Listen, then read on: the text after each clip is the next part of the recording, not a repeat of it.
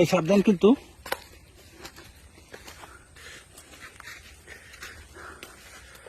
আমরা সুন্দরবনের হাঁটতে হাঁটতে প্রায় 20 কিলোমিটারের মতো হাঁটলাম।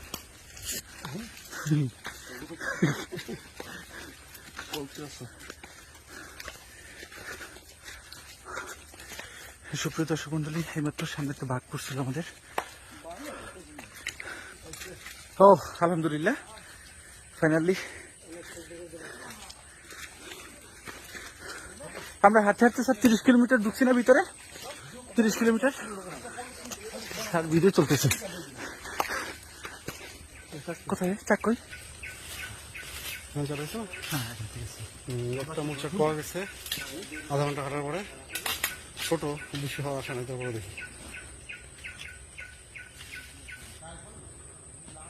এই শেষ পর্যন্ত আধা ঘন্টা হাঁটার পর আমরা এটা ছোট্ট একটা মোচক পাইছি।